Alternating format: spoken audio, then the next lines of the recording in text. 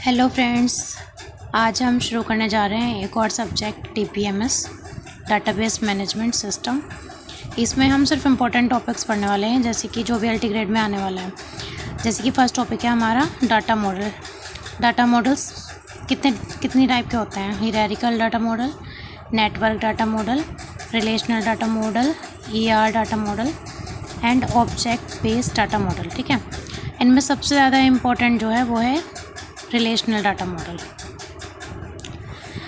उसके बाद आ जाते हैं इम्पोर्टेंट पॉइंट्स पे। ये हैं कुछ important points. The concept of data modelling started becoming important in 1960 जो है, वहाँ से डाटा मॉडलिंग का कॉन्सेप्ट जो है वो शुरू हुआ था फर्स्ट MIS सिस्टम के through. The first two are the hierarchical data model and the next network data model. शुरू में ना ये दो मॉडल्स आए थे, एक तो हायरार्किकल डाटा मॉडल और एक ये नेटवर्क डाटा मॉडल 1960 में। उसके बाद first two commercial database system came available. जो पहला डाटाबेस कमर्शियल डाटाबेस सिस्टम था वो अवेलेबल हुआ था 1964 में, 1964। Was called the integrated data store, जिसको हमने बोला IDS इंटीग्रेटेड डाटा स्टोर। ठीक है, and as developed by Charles Bachman. ये इसके डेवलपर थे चार्ल्स बैचमैन, जिन्होंने उसको डेवलप किया था with General Electric based upon network. Okay, network model के बेस पर। फिर IBM choose to focus on hierarchical models designed for their information management system IMS। IBM ने क्या किया था, फोकस किया था हायरार्किकल मॉडल के ऊपर अपना IMS सिस्टम जो है इंफॉर्मेशन मैनेजमेंट सिस्टम बनाने के लिए। उसके बाद आ जाते हैं हम इन 1970s eager F code suggested that all data within a database can be displayed as tables using column and rows, which could be called relations। 1970 में एक डेवलपर थे ईगर F कोड। उन्होंने सजेस्ट किया कि जितना भी जो डाटा होता है ना, टेबल के फॉर्म्स में होता है, जिसमें कॉलम्स और रो होते हैं, वो एक दूसरे से रिलेटेड होते हैं, तो उसको हम रिलेशन की तरह देख सकते हैं। These relations would be accessible using a non-procedural और declarative language। ये कैसे भी यूज़ कर सकते हैं हम नॉन प्रोसीजर और डिक्लेरेटिव लैंग्वेज के रूप में। This idea leads to much higher productivity. ये जो आइडिया था इसने बहुत ज़्यादा प्रोडक्टिविटी प्रोवाइड कराई। It was faster, more efficient and prompted IBM। इस आइडिया ने जो IBM था ना, उसको भी प्रॉम्प्ट कर दिया, ताकि उन्होंने क्रिएट करी उससे SQL, जिसका पहला नाम था SQL। अभी भी SQL बोल देते हैं लोग, structured English query language. Full form इसकी ये है, ये आप याद कर लेना। तो फर्स्ट वन मॉडल हमारा है हायरार्किकल डाटाबेस मॉडल। इसमें क्या था, in this model the data are organized into a tree like structure. The data are stored at record which are connected to one another through links. इसमें क्या होता है, hierarchical model में जो data होता है ना, वो एक ट्री लाइक स्ट्रक्चर के फॉर्मेट में होता है। अभी मैं आपको दिखा दूँगी।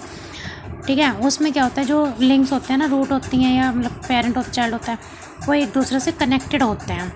ए record is a collection of field and each field containing one and only one value.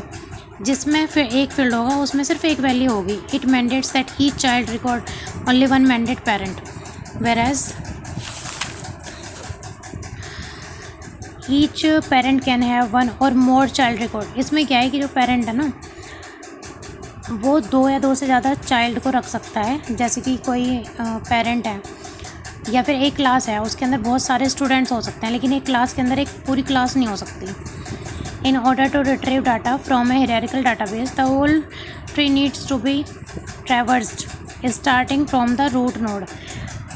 इसमें क्या होता है, रूट का सबसे ज़्यादा ट्रावर्जन होता है, मेन फोकस हम इसकी रूट पे देते हैं। This model is recognized as the first database model created by IBM in 1960। ये पहला डाटाबेस मॉडल था जिसे IBM ने क्रिएट किया था 1960 में। ठीक है, सपोज़ हम ये एक टेबल ले लेते हैं। ये हमारा एम्प्लॉय नंबर है, ये फर्स्ट नेम है, लास्ट नेम है, डिपार्टमेंट है, ये सीरियल नेम है, ये टाइप है, ये यूज़र नेम है। तो ये जो हमारी टेबल है ना, ये जो 100 है, अगर यहाँ पे हमने सीरियल नेम और टाइप हम ये लेंगे, तो यूज़र जो होगा ना, वो इसी एक ही पेरेंट जो है वो इसको पूरे को यूज़ कर सकता है। अब जैसे कि एक पेरेंट है, इसके 2 चाइल्ड हो सकते हैं, ठीक है। ये root to parent to child चलता है, ठीक है, या फिर रूट से शाख की तरफ, जैसे कहते हैं ना जड़ से शाखाएँ निकलती हैं। तो एक पेरेंट के मल्टीपल चाइल्ड हो सकते हैं, ये चाइल्ड हुआ, ये चाइल्ड हुआ, लेकिन इस चाइल्ड के मल्टीपल पेरेंट नहीं हो सकते, बहुत सारे पेरेंट्स इसके नहीं हो सकते। अब ये चाइल्ड है, इसके भी 2 चाइल्ड हो सकते हैं, 2 भी हो सकते हैं, 3 भी हो सकते हैं इसके चाइल्ड, ऐसे इसके भी 2 भी हो सकते हैं, 3 भी हो सकते हैं, लेकिन इसके 2 पेरेंट नहीं हो सकते। तो ये root to parent to child चलता है, ये उल्टा नहीं जा सकता, ये ऐसे ही चलेगा ट्री के फॉर्मेट में, इसलिए इसको ट्री फॉर्मेट बोलते हैं, हिरार्की की तरह बना हुआ है। दूसरा मॉडल है हमारा network model. By the hierarchical database model structure data as a tree of records. जैसे कि हिरार्किकल जो मॉडल है वो ट्री के फॉर्मेट में डाटा सेव करता है, ये ऐसे नहीं करता।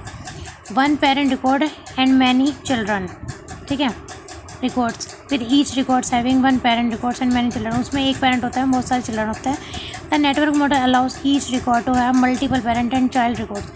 इसमें क्या होता है, इसमें हम मल्टीपल पेरेंट हो सकते हैं, मल्टीपल चाइल्ड हो सकते हैं, और ये एक दूसरे से कनेक्ट हो सकते हैं, यानी कि नेटवर्क जो है ना वो बना सकते हैं।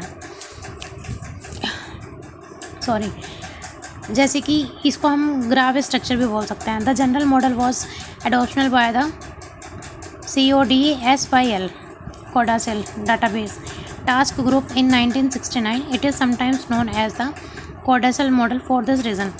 ये जो उसका कोड स्टाइल होता है ना, उसके चक्कर में से CODASYL मॉडल भी कहते हैं। जैसे कि एक हमारी यूनिवर्सिटी है, इसके अंदर 2 डिपार्टमेंट हो सकते हैं, मैथमेटिक्स का डिपार्टमेंट, फिर कंप्यूटर डिपार्टमेंट। अब कंप्यूटर डिपार्टमेंट और हमारी जो यूनिवर्सिटी है उसके अंदर लाइब्रेरी भी है और कंप्यूटर लैब भी है। तो कंप्यूटर लैब भी है और लाइब्रेरी भी है। अब जो मैथमेटिक्स वाला डिपार्टमेंट है वो भी लाइब्रेरी से कनेक्ट कर सकता है, और जो कंप्यूटर डिपार्टमेंट है वो भी लाइब्रेरी से कनेक्ट कर सकता है, क्योंकि कंप्यूटर की जो भी बुकें हैं वो भी लाइब्रेरी में मिलेंगी, मैथमेटिक्स की भी मिलेंगी।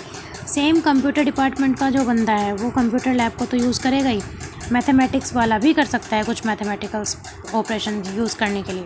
ऐसे ही ये सारे के सारे यूनिवर्सिटी के अंदर हैं, तो एक दूसरे से नेटवर्क क्रिएट कर रहे हैं, इसलिए ये है नेटवर्क डाटा मॉडल, ठीक है। उसके बाद है हमारा entity relationship data model. An ER model is the logical representation of data. इसमें जो भी डाटा है ना वो सारा किसी एक लॉजिक के फॉर्मेट में हम बनाएंगे, ठीक है, और उनके बीच में ना कुछ एक रिलेशन क्रिएट कर देंगे। These objects and are known as entities and relationship. तो ये जो ऑब्जेक्ट है ना इनको हम एंटिटी बोलते हैं, रिलेशनशिप बोलते हैं। These model was design by Peter chain and published in 1976। ये बना था 1976 में मॉडल। इसमें क्या होता है, सपोज़ ये प्रोड्यूसर है, ये ट्रांजैक्शन है, कंज्यूमर है, ठीक है। तो जो भी प्रोड्यूसर कुछ प्रोड्यूस करेगा वो किसी भी ट्रांजैक्शन के थ्रू कंज्यूमर तक पहुंच जाएगा, कस्टमर तक। अब वो जो कंज्यूमर है उसको कोई भी जेंडर हो सकता है, उसकी कोई भी स्पीड हो सकती है, उसकी कोई भी एज हो सकती है। ऐसी जो प्रोसीजर है उसमें भी प्रोडक्ट का कोई भी प्रोडक्ट की कोई भी टाइप हो सकती है, खाने का भी प्रोडक्ट हो सकता है, कोई इलेक्ट्रॉनिक गैजेट हो सकता है, कोई ग्रोसरी हो सकती है। ऐसे ही प्रोडक्ट वैल्यू उसकी कुछ ना कुछ कीमत भी होगी, वो कहीं ना कहीं से प्लेस भी कर रहा होगा, लोकेशन भी होगी।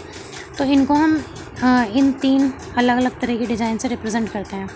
जैसे कि ये जो थोड़ा रेक्टेंगल टाइप की शेप है इसको एंटिटी बोलते हैं। ये जो डायमंड की शेप है इससे रिलेशन रिप्रेजेंट होता है।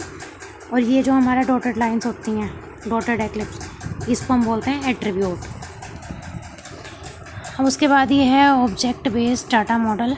इसकी आप थोड़ा सा ये थ्योरी पढ़ लेना, ज़्यादा कुछ खास इम्पोर्टेंट है नहीं। Relational data model, this type of, ये सबसे ज़्यादा इम्पोर्टेंट है रिलेशनल डाटा मॉडल। पूरे DBMS में सबसे ज़्यादा जो क्वेश्चंस भी हैं या फिर जो भी है वो तक इससे ज़्यादा पूछा जाएगा। This type of model designs the data in the form of rose and columns with in A table. इस उसमें क्या होता है कि जो डाटा होता है ना वो कॉलम्स और रो की फॉर्मेट में होता है, ठीक है। Tables are also known as relation. ये जो टेबल बनी हुई है ना इसको रिलेशन बोलते हैं हम।